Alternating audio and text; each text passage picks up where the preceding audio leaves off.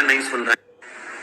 एकादशी के दिन जब आप जल शंकर को चढ़ाने तो रोज ही जाते, जब एकादशी का दिन रहे और शंकर जी के मंदिर में आप जल समर्पित करें तो 3 बार मुख से स्वधा स्वधा स्वधा या स्वधा स्तोत्र का पाठ, जिसमें 12 श्लोक गंगा के जल में एकादशी के दिन 7 बेलपत्री डालकर जो नंदीश्वर भगवान अर्थात जो शंकर जी के शिवलिंग के सामने नंदी होता है, उस नंदी के चरण पर गंगा का जल चढ़ाकर बेलपत्री शिव पर समर्पित कर देता है, उसके घर में रुपया रुकना चालू हो जाता है, फिर वो गलत जगह पर नहीं जाता, गलत स्थान पर वो धन जाएगा ही नहीं।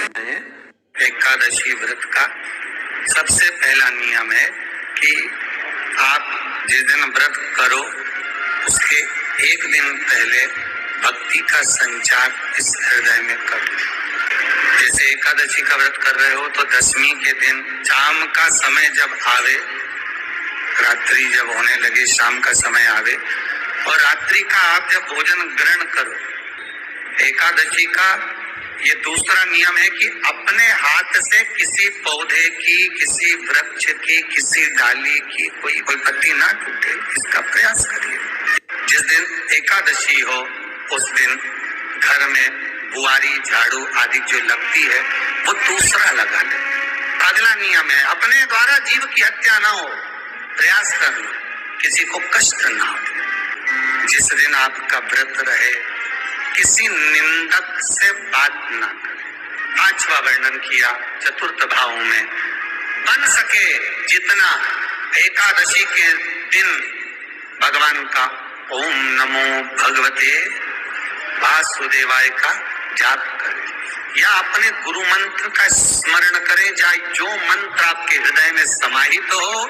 श्री शिवाय नमस्तुभ्यम, ओम नमः शिवाय, राम कृष्ण शिव, जो मन पड़े उसका भजन करें। एकादशी के दिन अगर आपका व्रत है तो आप भूलवश भी डब्बे में रखी हुई रोटी गाय को ना देते हुए, एकादशी के दिन अगर आपका व्रत है तो आप भूलवश भी डब्बे में रखी हुई रोटी गाय को ना देते हुए रहे हो तो फलहार का अधिकार गौ माता को दीजिए। जैसे एकादशी का व्रत कर रहे हैं, बेलपत्री आप शिवलिंग पर तेले चढ़ा रहे हैं, उसके बाद जल चढ़ा रहे हैं। दूसरा, जल चढ़ाने के बाद बेलपत्र चढ़ा रहे हैं। ये 2 अलग अलग क्रम है शंकर भगवान की पूजन के। आप समझ लीजिएगा जरा, ये प्रसंग कभी नहीं आया, आज आया है तो उसको समझ।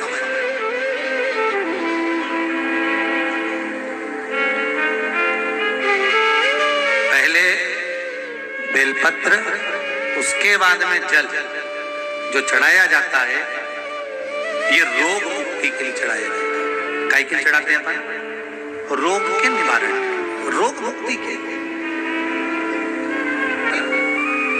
आप शिव मंदिर में जाकर दर्शन करेंगे तो 2 चीजें अपने को दर्शन करने को मिलेगी। एक, भक्त आता है शंकर जी के मंदिर में, लोग भाव से पहुंचते हैं तो पहले वो क्या करते हैं, पहले बेलपत्री चढ़ा देते हैं, फिर जल चढ़ा देते हैं। और एक भक्त जो शिव मंदिर में पहुंचता है पहले जल चढ़ाता है फिर बेलपत्र चढ़ाता है।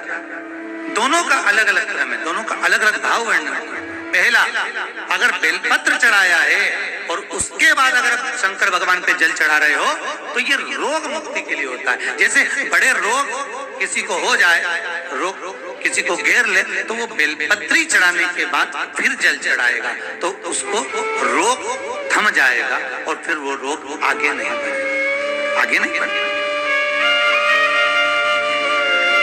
रोगों को थामने के लिए बेलपत्री पहले, फिर जल।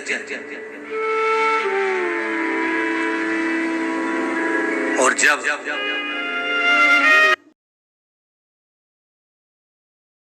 सिद्धता के लिए आप, अच्छे कार्य के लिए आप, मन की प्रसन्नता के लिए, आनंदता के लिए आप शिव आराधना कर रहे हो, आप शंकर की आराधना कर रहे हो तो आप जल चढ़ाकर फिर बेलपत्री चढ़ाए, उसका लाभ आनंद।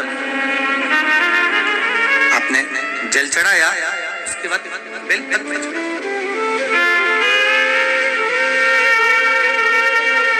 बस एक बात का स्मरण आपको होना चाहिए शिव महापुराण का, कि जब भी आप भगवान शंकर को बेलपत्र चढ़ाते हैं, बेलपत्र समर्पित करते हैं, बेलपत्र समर्पित करते समय प्रयास करा करें कि ये बेलपत्र को जब भी आप समर्पित करें, प्रयास करें कि बीच की जो पत्ती होती है बेलपत्र की, मध्य की जो पत्ती होती है, उसको अंगुष्ठ से पकड़ा जाए।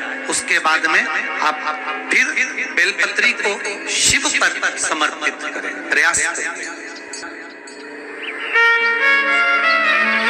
बेलपत्र जो हम भगवान शंकर को समर्पित करते हैं, उसका मध्य जो भाग होता है, बेलपत्री का जो 3 देवताओं का मध्य जो भाग होता है, उसको पकड़कर बेलपत्री को शिव को समर्पित करना चाहिए। पूर्व की कथाओं में यह भी वर्णन किया है कि बेलपत्री की डंडी का मुख कहाँ होना चाहिए।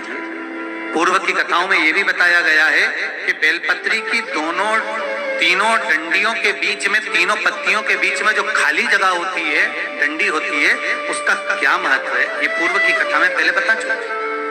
पर आज जो क्रम चल रहा है कथा का, उसमें अपन जो समझ रहे हैं वो ये होना चाहिए कि आप किस कामना से जल चढ़ा रहे हैं, आपके जल चढ़ाने का क्रम क्या है। अगर आप रोग मुक्ति के लिए चढ़ा रहे हैं तो पहले बेलपत्र चढ़ेगी, फिर जल चढ़ेगा। आप कार्य सिद्धि के लिए चढ़ा रहे हैं, पहले जल चढ़ेगा, फिर बेलपत्र चढ़ेगा।